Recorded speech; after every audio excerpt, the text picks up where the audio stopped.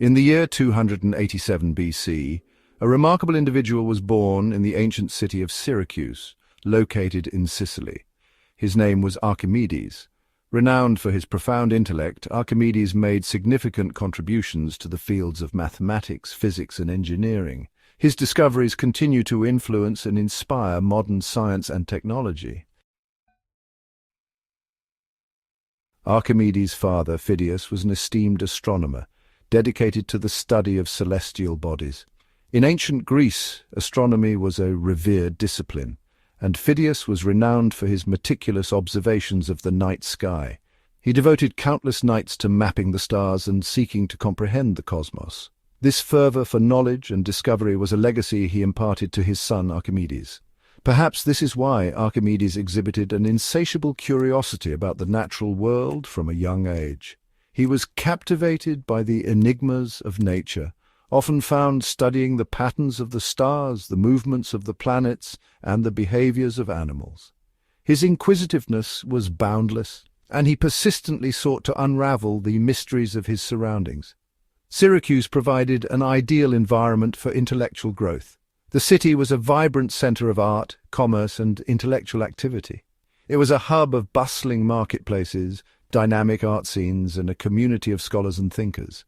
Archimedes had access to an abundance of knowledge and resources, which significantly contributed to his intellectual development. He spent extensive hours in the marketplace, absorbing the debates and discussions of the city's most brilliant minds.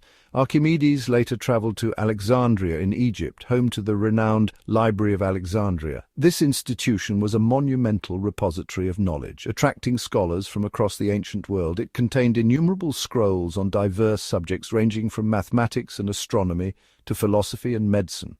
Archimedes immersed himself in this vast collection of information, learning from the works of the era's greatest intellects.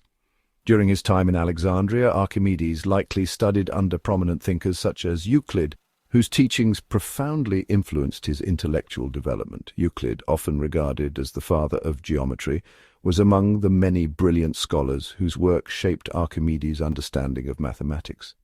This period was pivotal in honing his intellect and setting the stage for his future groundbreaking contributions to science and mathematics. Upon Archimedes' return, King Hero II recognized his exceptional intellect. Archimedes had spent extensive years studying in Alexandria, the intellectual epicenter of the ancient world. His reputation as a distinguished mathematician and inventor had already begun to spread. The king, always vigilant for individuals who could enhance the prosperity of his kingdom, saw immense potential in Archimedes.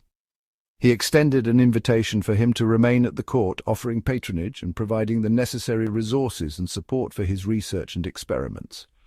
The king facilitated Archimedes' research endeavors, presenting him with complex problems to solve. These challenges were not mere academic exercises, they had significant practical implications for the kingdom. For instance, the king tasked Archimedes with designing innovative war machines to defend the city from potential invaders. Archimedes' brilliance was not confined to theoretical work. He was also a proficient engineer capable of transforming his ideas into practical solutions. His inventions, such as the Archimedes screw for raising water and various types of catapults, were marvels of ancient engineering. On one occasion, the king suspected that his crown was not made of pure gold. Archimedes contemplated this problem while taking a bath. The crown had been commissioned to be crafted from pure gold, but the king suspected that the goldsmith might have deceived him by mixing in some silver. This was a grave matter, as it involved both the integrity of the craftsman and the value of the royal treasure. The king required a method to ascertain the crown's purity without causing any damage, and he turned to Archimedes for a solution. As Archimedes sat in the tub, he observed the water level rise. This observation sparked an idea. He realized that the volume of water displaced by an object is equal to the volume of the object itself. This insight led him to understand that he could use water displacement to measure the volume of the crown and compare it to the volume of an equal weight of pure gold. If the crown was not pure gold, it would displace a different amount of water than the pure gold. He realized that any object submerged in water displaces a volume of water equal to its own volume. Overcome with excitement, he leapt out of the bath and ran through the streets, exclaiming, "Eureka! I have found it!"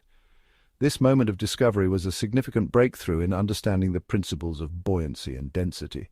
Archimedes' excitement was so profound that he disregarded all decorum, eager to share his discovery with the king.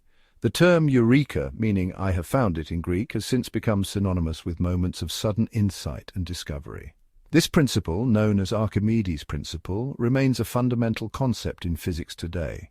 It states that a body immersed in a fluid experiences a buoyant force equal to the weight of the fluid displaced by the body. This principle is essential in the fields of fluid mechanics and engineering. It has applications in designing ships and submarines, understanding the behavior of objects in water, and even in medical science for measuring body volume and density. Archimedes' discovery over 2,000 years ago continues to be a cornerstone of scientific education and innovation.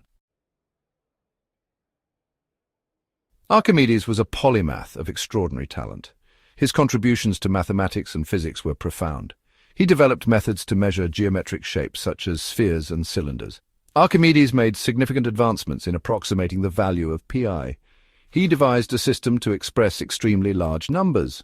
Archimedes also invented the Archimedes screw, an ingenious device for lifting water. This invention remains in use to this day. In 214 BC, war descended upon Syracuse. The Romans launched an assault with a formidable fleet, intent on subjugating the city. Syracuse, a significant city-state on the eastern coast of Sicily, was renowned for its strategic importance and affluence. The Roman Republic, driven by its ambition to extend its dominion, identified Syracuse as a pivotal target in their quest to control the Mediterranean. Archimedes, the eminent mathematician and engineer, was compelled to employ his intellect to safeguard his city. He devised war machines that were far ahead of their time, merging his profound understanding of physics and engineering to construct formidable defenses. These inventions were not mere weapons, they were masterpieces of ingenuity that demonstrated an advanced comprehension of mechanics and leverage. Among his most renowned inventions was the claw of Archimedes. This apparatus was engineered to defend the city from naval incursions by hoisting enemy ships out of the water. The claw, also known as the iron hand, was a colossal crane equipped with a grappling hook capable of seizing and lifting ships, causing them to capsize or be dashed against the rocks. It was a massive crane that could elevate ships from the water and obliterate them. The sight of their vessels being effortlessly lifted and destroyed by this mechanical marvel instilled terror in the Roman soldiers. The claw of Archimedes exemplified the might of innovative engineering in warfare, altering the course of the battle in favor of Syracuse. Some accounts suggest he employed mirrors to concentrate sunbeams with such intensity that they ignited Roman ships. These mirrors, often referred to as the Archimedes death ray, were purported to focus sunlight onto the sails of the Roman vessels, setting them ablaze. Although the historical veracity of this claim is contested, it has become a legendary illustration of Archimedes' ingenuity and the potential of harnessing natural elements as weapons. Whether true or not, it instilled fear in the Romans. The mere possibility of such a weapon was sufficient to induce panic and disarray among the Roman forces. The combination of Archimedes' mechanical innovations and the psychological impact of these tales played a pivotal role in the defense of Syracuse. The legacy of Archimedes' contributions to the city's defense stands as a testament to the power of human ingenuity in the face of overwhelming adversity.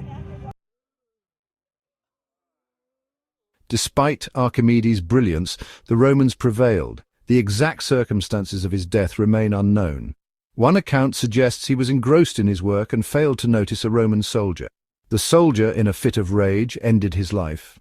Another narrative claims he was carrying his mathematical instruments, mistaken for valuable treasures by the soldiers. The Roman general, Marcellus, mourned the loss of Archimedes. He ensured that Archimedes received a dignified burial, marked by a special tomb. The writings of Archimedes were lost to history for centuries, only to be rediscovered much later. Scholars were astounded by the depth of his intellect. His contributions have profoundly influenced scientists and mathematicians through the ages. The term eureka remains synonymous with moments of profound discovery. His legacy endures in the annals of education and beyond. Archimedes' contributions remain integral to modern science and engineering. His principles are foundational in the design of ships and submarines. Engineers rely on his methods for precise measurements. The Archimedean screw continues to be vital for water management. Even in computing, his mathematical theories are indispensable.